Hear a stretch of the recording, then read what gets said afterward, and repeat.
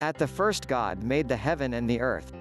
And the earth was waste and without form, and it was dark on the face of the deep, and the Spirit of God was moving on the face of the waters.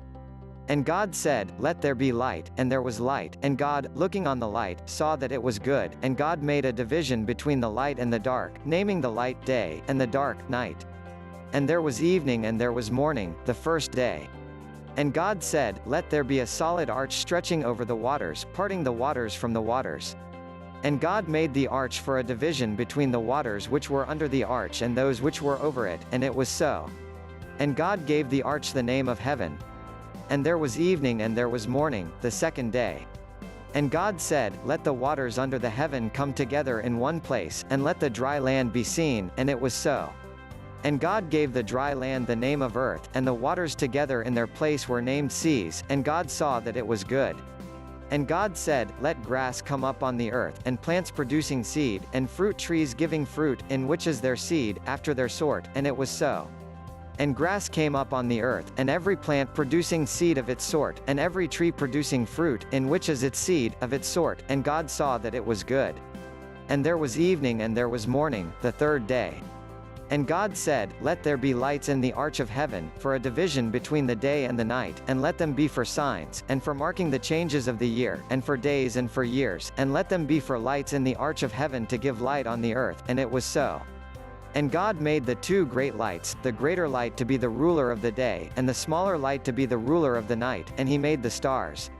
And God put them in the arch of heaven, to give light on the earth, to have rule over the day and the night, and for a division between the light and the dark, and God saw that it was good. And there was evening and there was morning, the fourth day. And God said, "Let the waters be full of living things, and let birds be in flight over the earth under the arch of heaven."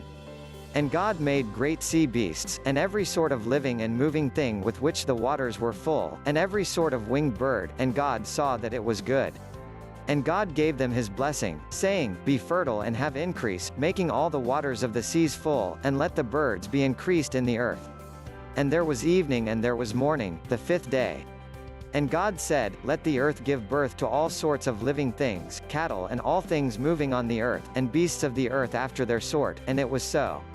And God made the beast of the earth after its sort, and the cattle after their sort, and everything moving on the face of the earth after its sort, and God saw that it was good.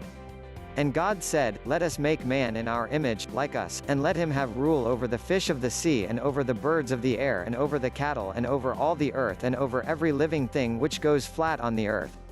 And God made man in his image, in the image of God he made him, male and female he made them.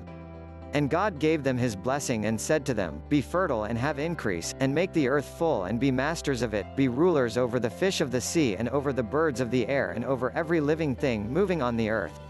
And God said, "See, I have given you every plant producing seed, on the face of all the earth, and every tree which has fruit producing seed, they will be for your food, and to every beast of the earth and to every bird of the air and every living thing moving on the face of the earth I have given every green plant for food," and it was so.